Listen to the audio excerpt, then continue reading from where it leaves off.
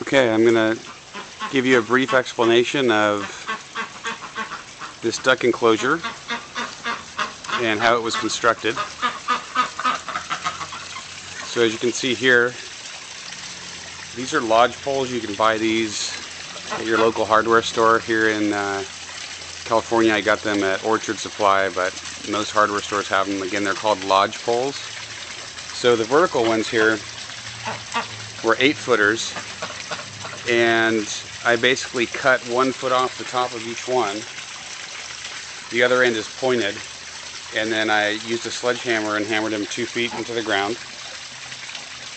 And then for the top ones, those were 10-footers that extend back up to the fence. So it's beneficial if you've got a surface behind you already, so you don't need to build a back wall, which was the case here. So I put a small section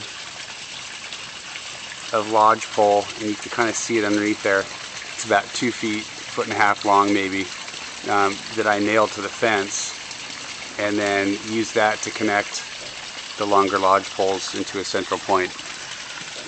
By doing this, it helps keep the slope consistent across the whole top of the enclosure. And then these horizontal pieces here, you can see I just notched them. It doesn't look perfect, but I didn't really want it to. I wanted it to look rustic, which is why I used the lodge poles anyway. So I just notched these pieces and then cut them. I cut them to the correct length and then notched them and then nailed them in to the verticals. Now you'll notice that I did use basic 1-inch poultry fencing. We don't have a lot of big predators here, don't have raccoons, but I did want to protect from airborne predators, so covered the top as well, and basically just pulled this across in sections, stretched it tight, and then if you look down here, this borders on our grass, so there's a border down here that I used, and this goes down about 6 inches into the dirt on the inside of this border, and then is stapled into this border. I used a pneumatic stapler, so you can see how it kind of curves out, and it's nice and taut, and it just staples right into that border. And then finally on the door, pretty basic again. I just cut and notched the lodge poles, put some basic black hinges, and then some clasps with locks. Again, it doesn't look perfect, but that's not what I was shooting for. I wanted the rustic look, so that's about it. This is basic corrugated material that you can buy again at any hardware store. Right now I've only got half the enclosure covered. This is to keep the interior, the dirt dry during the rainy season, and it works pretty well. I did notice I didn't cut this quite long enough on the edge here, so it only overlaps by about 1.5 inches, maybe 2 inches, but the rain will still come down and drip into the enclosure, so I would recommend going a little bit farther out if you're going to put this stuff on your enclosure. And I had a bit of a challenge in that we built the enclosure around these trees, so you can see it's important if you do something like this, you want to make sure and get the chicken wire wrapped tightly around the branches of the tree and staple it in. Again, use pneumatic stapler, and you can see here again the chicken wire wraps up quite a bit over the branches on the tree.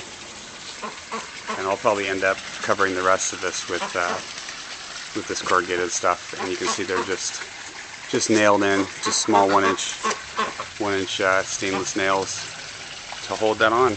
And that's about it. It ended up being about, I think it's about 150 to 200 square foot enclosure. Put a nice 80-gallon pond in with a large filter system that's designed for about 1,000 gallons, so it keeps the water very clean.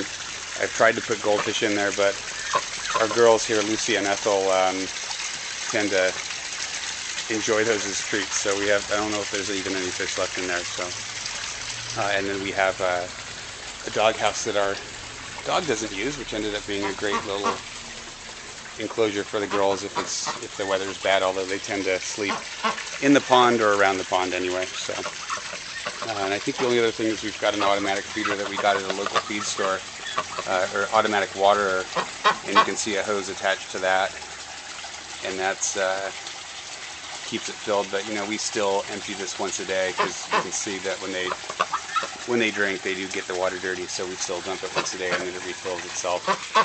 I also have a hose running along underneath the dirt in the back, and you can see it goes into the pond there, so I can turn that on and just top the pond up, because it does, the top inch or two does evaporate pretty quickly, so I have to top it up usually once a day or once every other day.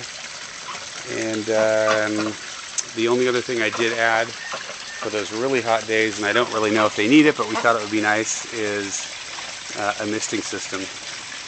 And these you can pick up for 20-30 bucks at your local hardware store or pharmacy that has summer supplies. And so I ran another hose for that.